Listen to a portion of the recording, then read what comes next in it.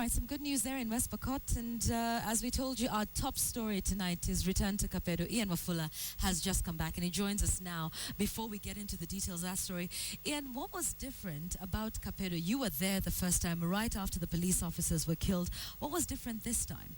Maybe if I can just show the contrast. The very first time we went there, it was just a few days after the bodies of the 21 officers had been taken from the scene and they'd been brought into town. There was so much tension. We got there, we found people standing in groups, murmuring, and they were kind of resisting to even talk to us. In fact, one thing I'll never forget is when we tried to approach one lady, she got so mad and asked us, how did you manage to get into Kapedo? You must, Kapedo is mostly dominated by the Turkana community. So she was like, you must be working with the Pokot. She said this because before you get to Kapedo, you must pass by Pokot land. And so the Turkanas cannot come to this other side, and neither can the Pokot. And so she looked at our vehicle and said, you guys must have been sent by the Pokot. And she wanted to take the jerry cans we had carried at the back of our vehicle since they had fuel. She wanted to, she even threatened to burn our vehicle. So we had to rush and take refuge by the AP. A sense of apprehension at that time? Yes. And now, when you went back? When we went back, the first thing that meets you is heavy military presence. There's lots of calm, children are out playing, and also the residents are more friendly. In fact, that is how we managed to get to one of the bars that the officers used to go in to have a drink or two, and that's what's in our story. And that'll be interesting, you know, to just retrace the steps of the police officers. But more interestingly, how do the residents feel about KDF's presence in Kapedo? Do they feel safer now? Maybe you can just give us a tidbit, because I know you'll tell us all of that in your story, but has it been successful? Have they recovered the arms that they hoped to? Well, as to what the residents are feeling, the ones in Kapedo are very okay with the operation, because remember that Kapedo is at the heart of this conflict between the Turkana and the Pokot. And for them, they are supporting the operation because they feel safeguarded. But the ones around Kapedo, including Chemolingot and Tangul Bay centers, mostly who are the Pokots, are very annoyed, and there's a lot of mistrust between them and KDF. Okay, all right, that should be interesting. So let's get into that and see exactly what we're talking about. You need to watch this piece now, because for close to 4 weeks now, Kapedo, a small town on the border of Turkana and Baringo counties, has been under heavy military and police patrol following the death of 22 police officers and over a dozen civilians. Now, during that operation, most parts of the town and its environs were open only to the residents and police officers. Tonight, however, KTN brings you an incisive look into the operation that has been marred by allegations of violation of human rights and discord between security agencies manning the area. We just spoke to Ian Wafula. Let's take a look at his report now.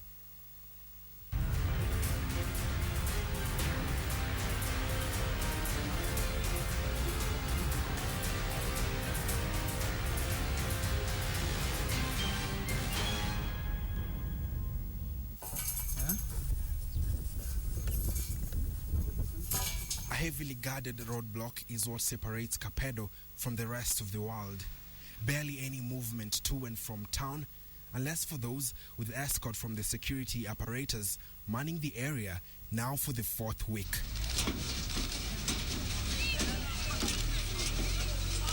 We are forced to wait for orders from the administration police officer in command before we are let in.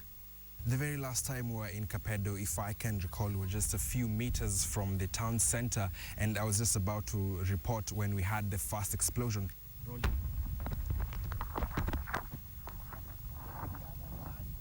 So loud that it was heard a few kilometers away near towns such as Chemolingot. At the time, we were not able to tell what was happening within the town center, as all roads leading to the town had been blocked, especially for the media, until today.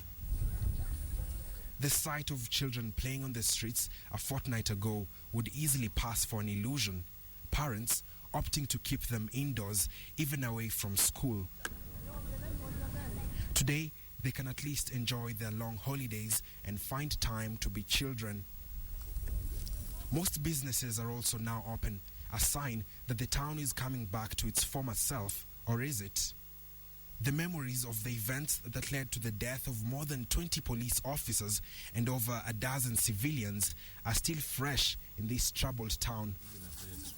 The Murudu place has just opened for the day, quite the popular joint and a homely place to many.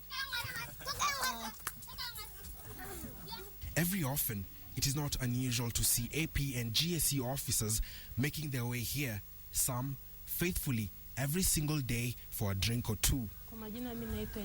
Joyce, the owner, particularly remembers one of her favorite customers, Newton Mwanzia. He was among the 3 GSE officers who were killed during the first ambush by bandits on the 25th of October, while on transit to Kapedo in this vehicle. Ambushed at night, the bandits shot him and his colleagues, took away firearms and reduced their vehicle to ashes at this very point. Walikuwa customer yangu, nilikuwa tunasoeana naye sana. Hata wakati nilisikia amekufa nilisikia roho yangu haikuwa mzuri sana, sababu ni mtu tulisoeana naye sana. Wiki walikuwa wanakujenga huko kila siku. Wakati hajakuja ujue tu ako kwa kazi. Yaani alikuwa anakuja daily. Akimaliza tu kazi yake mpaka anakuja hapa. Such a great business relationship they had that it was not unusual for Mwanzia to have his drinks and meals on credit. Joyce skims through her debt book. She comes across Mwanzia's name, but would not tell us how much he owed her. Nilikuwa namdai yeye akaniambia kocha niende Margaret nitoe pesa yake, akikuja nilipe hiyo pesa. Lakini sasa nikasikia alikufa, sasa mimi tu niliamua tu kuachana hiyo pesa hivyo. As the locals here in Kapedo continue to mourn the death of the officers who had since become a part of them, Kapedo remains a town in fear. Residents unsure if the skirmishes between them and their neighbors across the county border will resurface once the troops deployed in the area are withdrawn. It is a deep-seated conflict that defines everyone's life here from a tender age. Sasa mimi ndio huyu nimeseeka hapa na mimi nilizaliwa hapa. Hata watoto yangu vile nilizaa, watoto wanajua tu adui ni Mpokoto. Ukistua hata mtoto, kutaka hata kustua mtoto unaambia nyamaza, Mpokoto ndio huyu anakuja, mtoto ananyamaza. We leave Joyce preparing for yet another busy day.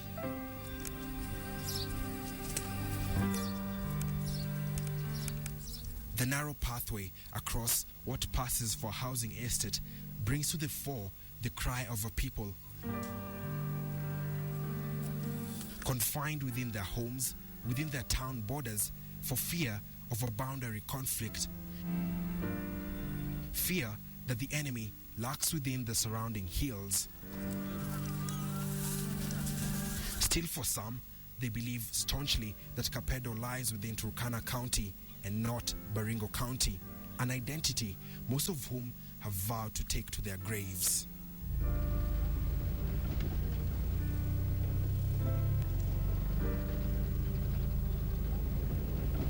A few kilometers from Kapedo lies this bare field, a few abandoned homes in Ginyang area.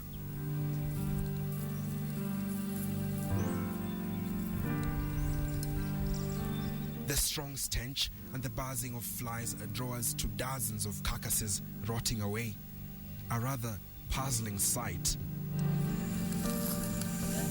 The bullet shells lying nearby on the ground can only point to one thing: a raid. Here we find Alex Cody and his friends viewing what was once the pride of their family, the oldest bull in the herd. Alex claims that his family lost 80 cows after police allegedly opened fire on them. His younger brother, who was grazing them at the time, fled to safety. Gari 15 walikuja mpaka hapa, wakasimamisha gari hapa. Wakati walisimamisha, askari wote walitembea kuanzia hapa mpaka huko chini huko. Wakasimama hapo. Wengine wakasimama hapa. Hao watu ng'ombe walikuwa wanakula hapa. Wengine walichonga ng'ombe hapa, wengine wakaenda mpaka huko chini. Wengine walifika huko chini wakapiga bunduki. Wenye walikuwa hapa walipiga ng'ombe. Ng'ombe wakatoroka mpaka huko, wakapiga bomu huko. Ng'ombe ikakuja pande. Akapika ng'ombe 78 kuanzia hapa mpaka huko. Wawili walienda mpaka huko nyumbani wakaenda kufa huko kesho yake. The motive of the officers is still a mystery to Alex and his family, but one thing is certain, their lives will never be the same. Tukatoka huko nyumbani hakuna kitu nilifanya. Watoto wanalia huko nyumbani na njaa hakuna kitu. Hata sasa mimi naelekea kidato cha pili hakuna kitu yenye mimi nasomea. Sababu ya hiyo ng'ombe. In a case of same script, different cast.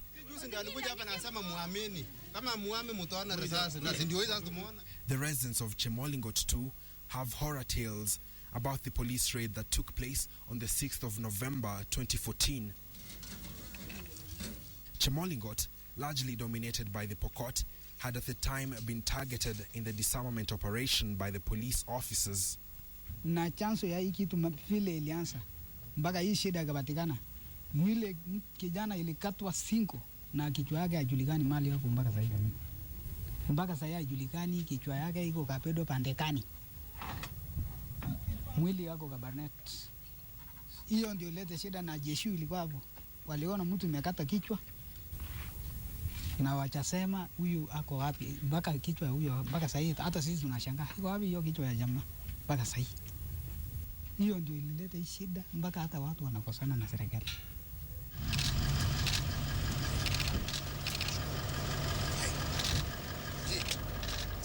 When President Uhuru Kenyatta paid a visit to both the communities at the height of the conflict, the Pokot elders, while apologizing to him, openly admitted that it was their youth who were behind the ambush that led to the death of the police officers.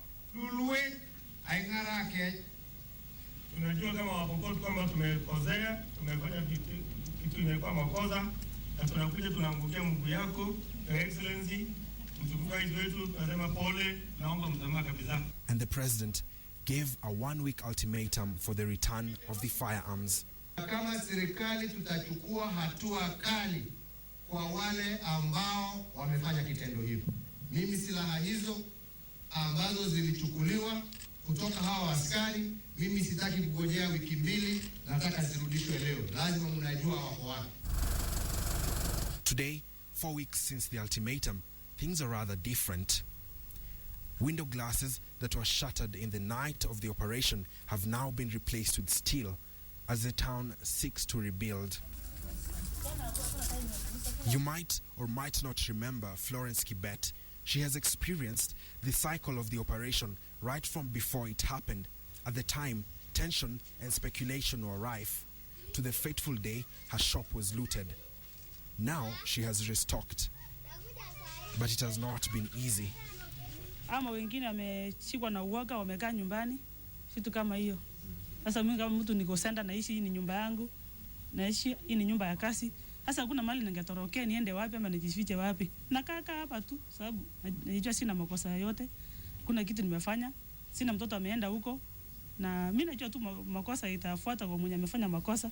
Nyumba ilipata vitu jana, sasa hakuna kitu hata moja. Huko nyumba ya kuishi hakuna kitu tena huko. Nyumba yote nimegongewa mafio, madirisha, kila kitu imeisha. Nimeingia chini ya kitanda na watoto. Monday last week nikaenda America, nikaenda pata customer wangu mwingine wa America anaitwa Nyerere. Nikaenda nikalilia, nikaambia ndalisha nini watoto, nitakahaje, sina kazi ya kufanya, sina mbuzi ya kwenda kuchunga msituni, sina kazi yoyote, nitafanya nini? Yeye mtu akaanza kuniandikia vitu kwa deni. Hizi vitu unaona hapa kidogo nimeleta juzi Monday na deni. For Florence, a single mother, the nights have been cold, not only just because her children ran away from the town to stay with their grandmother, but also because she cannot afford to repair the windows. Angalia vile walichoma. Mwingine akasema piga risasi, mwingine akasema choma, wakachoma. Kuchoma hii kitambaa. Mwingine akasema bwana usichome hii plot iko na stima. Mwingine akachukua maji ilikuwa kwa hii ndoo hapa nje. Na akaimwagilia hii kitambaa, hiyo moto ikasimika. Nikasema huyo mtu ni Mungu aligusa roho yake, akaweza kusima hiyo moto juu. Hii moto ingechomeka, hii kitu ingechomeka, nyumba yote ingechomeka na tungekufa ndani. Hapa huwa ninapata. But a more astonishing claim here is that even government officials are not spared in the operation. Joseph Akeno is the acting Assistant Deputy County Commissioner 1. His business, the only posho mill in town, was touched. He says he would make at least 8,000 shillings a month. Premises yangu hii inalisha 20 people for my family, of which by now hata mshahara wangu haitoshi kulisha hao watoto, na niko na watoto 4 kwa secondary, wawili wamefanya saa hii, which is takuwa 6 ambayo wawili watajoin from 1 this year. He says his attempts to alert the officers of his job title were futile.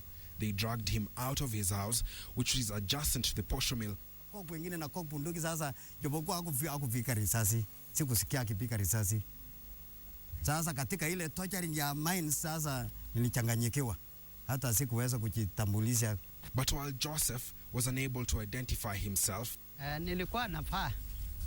His colleague, Peter Adomongora, the Silale location chief, had his uniform on. He holds his shirt dearly. He says the officers, quote unquote, demoted him.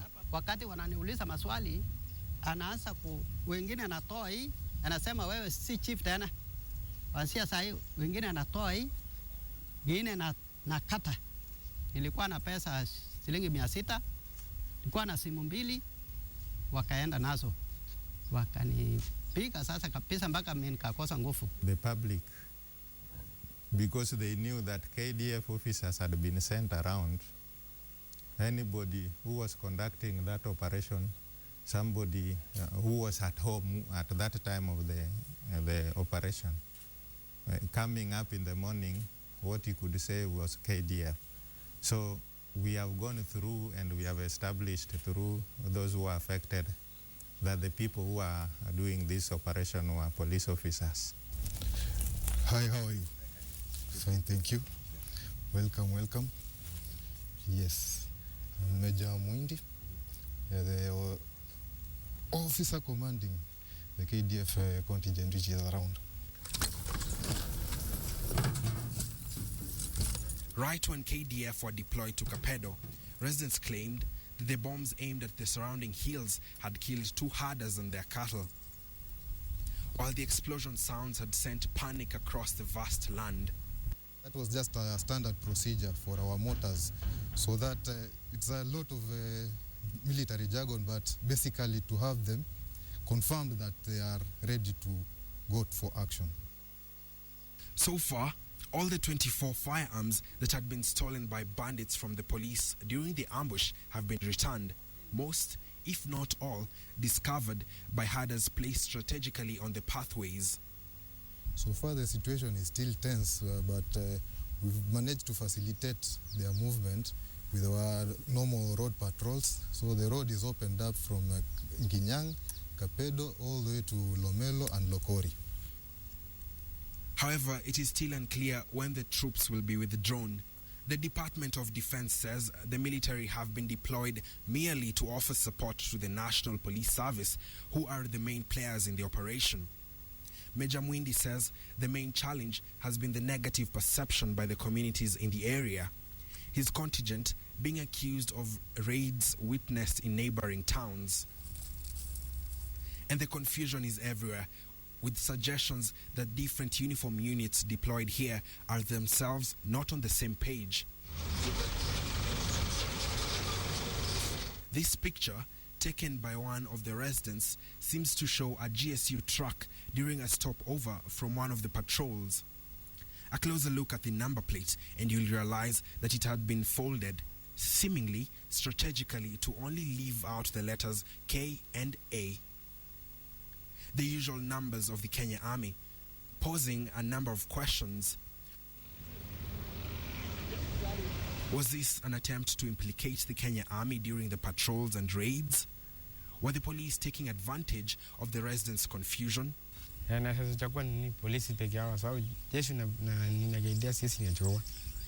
Jesu unajua ni nani Jesu? Ukiona utajua ni Jesu, unawajua? Sisi ngajua. Nani na hivi? Walikutana wote sisi ngajua. Wote walikuwa napaa combat na mifuko za zile za kupepa marisasi. Mimi nimekuwa askari na nimeona nikijua tu ni combat, sasa siwezi kujua which kind of combat ya which team. But speaking during a phone interview, police spokesperson Zipporah Mboroki refuted claims that GSU and the AP were behind the looting and torching of houses. Experts say that such confusion is at the heart of most security failures in the country. It's a discord, and it goes ahead again to show why we failed at Westgate all over. So KDF must heal that mistrust. And it can only start from the KDF, not from the police. The KDF must embrace their junior brothers, because in terms of seniority, they are senior. They must embrace them and say, look, guys, you do not have APCs. You need our APCs. I'm at personnel carriers. So shake my hand, you're my brother, jump into the APC. I'll take you where you want to go. If we do not heal those gaps, and this is a challenge President Kenyatta has, he must make sure that his men work as a team. A Kenyan in police uniform and a Kenyan in KDF uniform is a Kenyan. Both KDF and the National Police Service have distanced themselves from the residents' claims in Chemolingot and Tangul Bay centers. Sasa hii niko nyumba peke yangu. Tunashindwa nikianza kukaa huko reserve, watoto nani atatafutia chakula? Nani atalisha? Nikasema aje watoto wakae huko msituni, waache mimi nikuja ni hustle center ili wapate chakula na wapate mahitaji yao. Except tunajua shule tafunguliwa January, wataenda shule na nini? Who is to blame for the tears and suffering Florence has undergone? Now, the public humiliation of government officials, the very same ones given the powers to protect and serve their people. Hatuwezi kukaribia kufanya kazi na askari na sijui watasaidika namna gani. Ni wananchi wataumia tu na sisi tutaumia tu na hata serikali wataumia tu kwa sababu hataweza kusaidika. What future lies ahead for the two warring communities with such hate and prejudice between them? It is only when these questions are answered that justice will be served in the eyes of Florence, Alex, and the countless of victims of the Kapedo crisis, first in the hands of bandits and secondly, officers charged with providing security for Kenyans. For now, everyone here tries to move on one day at a time, hoping for a better day, a better story for Kapedo.